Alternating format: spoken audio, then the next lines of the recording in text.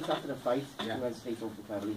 Because I told you that now once this fight's over, you know, my attention switched to him, and I think he switched to him quite quick, to be fair. So, it's, listen, I told you this tonight wasn't about him and me, but once that referee waved them hands, I told you, there's genuine, you ain't seen nothing, mate. There's genuine disdain, hatred, whatever you want to call it. You know, Carl and George served up something that was, in my opinion, was maybe manufactured.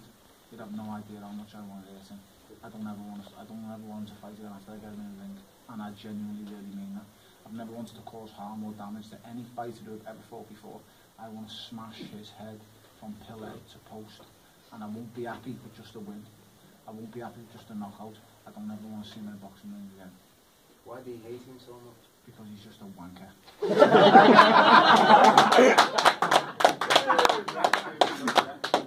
You know, listen, I'll be honest, you know what it is, you know, when we first fought, a lot of it was when we first fought, I'll be totally honest, it was a little bit, I always don't like my opponents, and it was like, I wouldn't say manufactured, but what it was,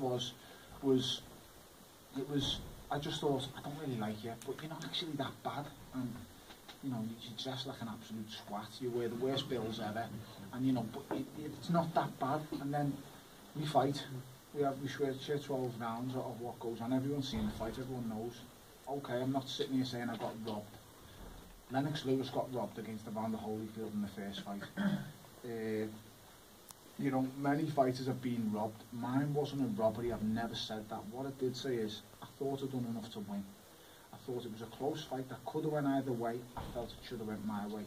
At the end of the day, I've always known it. Now, you all know it, I've seen me fight many times. If I'm ever in a close fight, I agree to a rematch on the telly after the fight. Eddie's worked with me for a while now. Other people in the past have worked with me. They've always known I've given me the rematches in after a hard fight. No other fighter seems to do it anymore. Only Carl Froch. He's the only fellow I know really does it. If I'm in a 50-50 hard fight, I will have an immediate rematch. I don't care how hard you are, how dangerous, how good you are. I'll fight you again. Okay, now let's sort that phone out. Straight after the first fight, the first thing I've done is I begged for a rematch. I went to Frank's office and I begged for a rematch. Frank knows I did. Frank's always said I did that. The words was, he doesn't want it. He doesn't want to know. So that was that. Now the reason why the real deep nastiness and hatred comes is because in the ring after the fight, we comes together, we have an embrace. Everyone's seen that pictures that go up now, makes it something it's not. Comes together. The words he said to me in that ring were, that was the hardest fight I've ever had. There's no rematch, I'm not fighting you again. You're a very good fighter, that's it, we're done, I'm never fighting you again. His dad tells me the exact same thing, but his dad says, I'll be honest, we thought we were going to blow you away. We thought you were chinny, we thought you were this, we thought you were that. So okay, you know, listen, we fought 12 rounds, we've shared something that very few people share. It's done. That was the end of it. So we walked into, might have even been this room, and after the fight, against the people who were around me, I went into that room emotionally tired, thinking I've just been in a really hard fight. I'm going to go in. I've shown respect in the ring after the fight. I've been a gentleman and I've done what I've done. I walks in the room, him and his father and Frank are sitting down and they're talking. Now the words, as I've walked in, your mind's obviously, you just fought 12 rounds, your head's both being punched everywhere.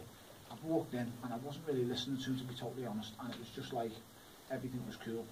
It wasn't until the next day when I looked back at that after-fight press conference and I seen the words that got said. My own team and the close people that are close to me, I don't have many, 2 or 3, maybe 4 at the most, comes to see me and says to me, "Ant, I can't believe you showed me respect in the after-fight press conference." I said, "Well, you know, listen, we've just shared something that was, you know, of very few we share with other fighters." He said, "Do us a favour, go back and look at that after-fight press conference," at his comments. I goes back and the comments out of his mouth was, "I'd never got out of second gear. It was an easy fight. I'd done it with 2 cracked ribs, and he's not all that." Now that just infuriates me and winds me up to the point where I could kick his fucking head in right now. Because why would you say something to me face, then go on a press conference and basically tell a lie? If you're going to say something, if you said to me in the ring that was easy, you know, mate, I'd done it with broken ribs, I'd have gone, "You cheeky cunt, but you know, fair play, you've said it to me face." Why say one thing to me face, then go in a press conference and say something totally different? He's a liar. He's a born lion, and he cons everybody with bullshit. I've got a degree, I'm a nice person, I'm a nice fella. He's a lying scumbag. He said something in that ring to me, and I could take that. It's a close fight. If he'd come in the press conference and said it, there'd be no nastiness or hatred now. Let me tell you, when I retire him, when I knock him out, there'll be no shaking hands, there'll be no coming near me. I'm going to tell him to sling his hook, don't come anywhere near me. And then I'm going to walk in a press conference, no matter how hard or easy the fight is, I'm going to walk in and say, that was the easiest fight I've ever had. My nose is broke, my hands are both broke. I'm going to say, that was the easiest fight I've ever had, and he needs to go home and change his underpants. Because them bills are disgusting. So, listen, that's where the nastiness comes from. He went to a press conference and he basically just dissed me and slated me after saying something totally different to me face, and that I can never forgive that. I can never forgive that, because if I tell you something to your face now, I'll tell him something that's in the change. I'll tell it to his face, or I'll tell it to your face. I'm a person who's straight, and I'll say what I believe, and I'll always stick by what I say. And what he done was wrong, and I'll never ever forgive that for as long as I live. So no matter what we share in the next fight, no matter what we go through, I'm going to render him unconscious, mate, and then I'm going to laugh. I'm going to laugh, and I'm going to say it was the easiest fight I've ever had, no matter what. Broken nose, hands, face, I'm going to say it was easy. That's why I despise him and hate him so much. That's the basic, honest truth about it. No, what happened at weigh-ins or press conference, I'm not asked about that, doesn't mean nothing. What he done after that fight sits with me in a nasty way, and I've got evil intentions towards him. He doesn't have them towards me. This is manufactured. He's got no reason to dislike me or hate me. At the end of the day, the only reason he's fighting me is because he can get a decent payday. The only reason he's fighting me, don't be fooled here sitting, he wants to fight me. He doesn't want to fight, he's got nowhere to go. Why wouldn't he fight me straight after? I begged for that rematch, I begged. I even said I'd go to Wales. I got for a stupid person, I said, okay, I'll go to Wales, I'll go to Cardiff. Didn't want to know. He's the only fighter who's won a world title. And the guys he fights after he's won the world title, okay, so he wins the world title, he fights me. I think I was another manufactured WBO number, like 15 at the time. For the best person I fought was over Mackenzie. I had 15 fights. He was fighting for world titles after 15 fights, and the best person he fought was over Mackenzie. So we know why I got the title shot, because he opened my mouth and I went nuts at a press conference. That's why I got the title fight, simple as that. Now, I finished that title fight. He must be the only man. First, after he fights me in a world title fight, he goes to fight number 84 in the world.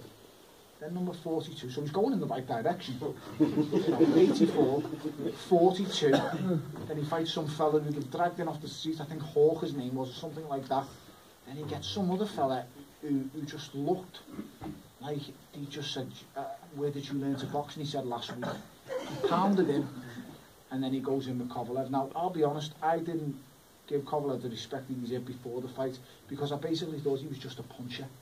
And one thing about him is, I know, you know, the other fella's got an half-decent chin, so I thought he would take a few, and I heard about the stories, the absolute hardening he got off Tyson Fury and stuff, so I thought his chin might stand up, but the fact of the matter is, he wants to trade, he wants to show everyone how great and tough his chin is, and that's why he got knocked out.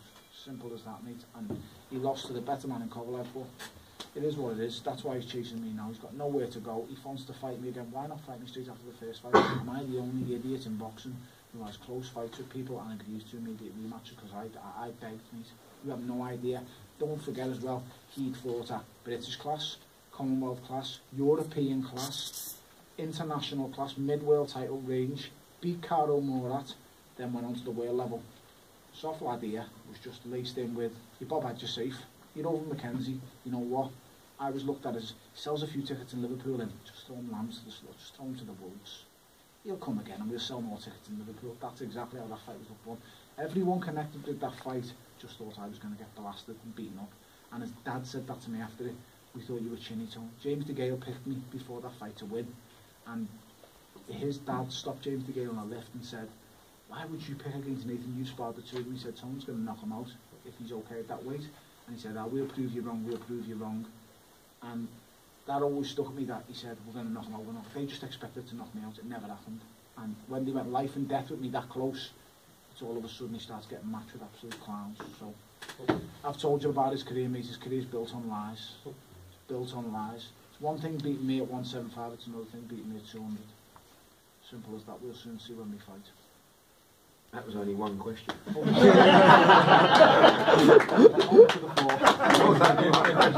know, but I have to get it off my chest because it's been eating me up for a while now, you know. I just need to get it off my chest and I feel free now. Good. We'll make the next answer a little bit short. Yeah, I promise next one will be dead short now. So, So when you come together and you various there'll press be none of that. conferences, There'll be none of that, Phil. So you guys want to turn up for press conferences? Listen, there'll be no fighting at press conferences. There'll be nothing really said, much said. It'll just be, I'll probably whisper a couple of words to him.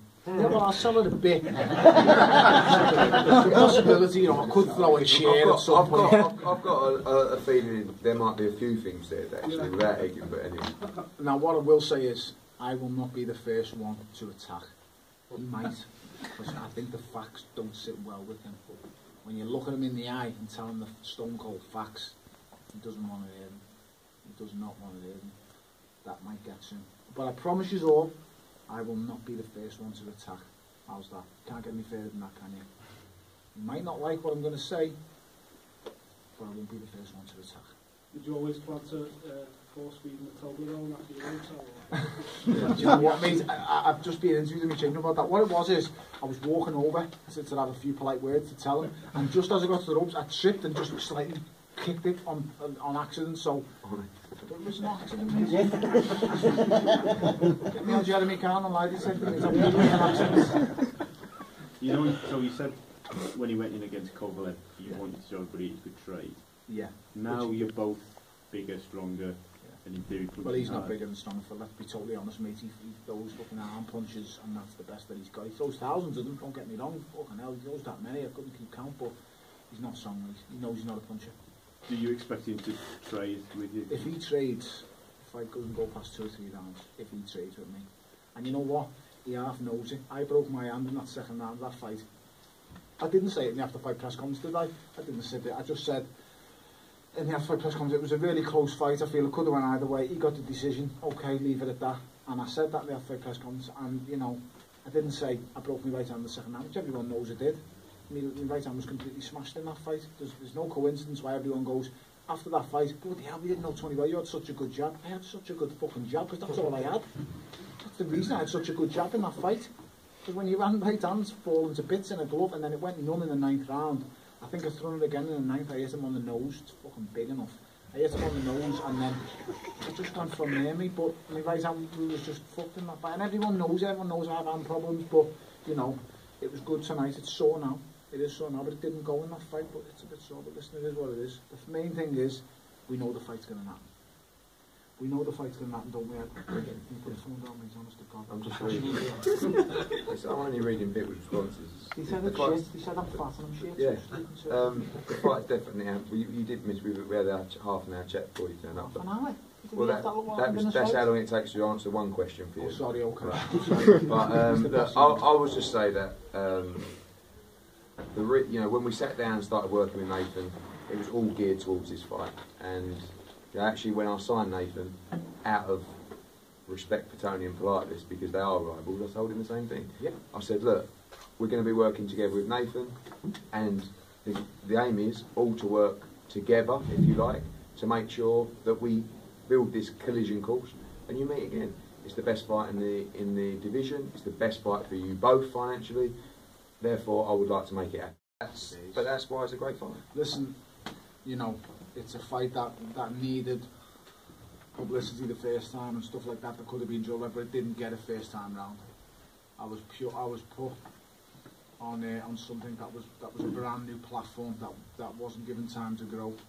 We all know what Sky Sports is. It's a massive platform. I mean, what else can capture the imagination like Sky Sports? You know, every 5 minutes, breaks in between football. You know, listen, it could be huge, mate, and I'm honoured to be part of something like that. But top and bottom is, I don't give a shit, mate, if it's in front of just no one and it's in a garden. He's honest to God, because this is personal, man. It's not business no more. This one is personal. And I know Phil's looking at me as if to say, well, you've just said it's not going to be personal. You're not going to get angry. It's personal, mate. I feel some major contradictions coming on during this build-up to this fight. It is personal, mate, because, like I say, I've always been, one thing you've always got at me is honesty. After each fight, I'll tell you how it is. I'll say how the fight was, how hard it is, if he was good, if he was bad, if he was shit. I'll come on to you after Stevenson and said, listen, I've never been like that before in a professional ring by a professional fighter. He's a wanker of a fella, but he's an absolute outstanding fighter. I'm honest in every way, shape and form. So if you'd ask me a question, I'll answer it honestly. Very few fighters will tell you that, and very few fighters will stick to the honesty, because honesty hurts me, and honesty takes balls to say it. So I'll answer your answer. You ask me a question, I'll give you 100%. Go on, Frost. No, I wanted to speak to Eddie. Eddie, how...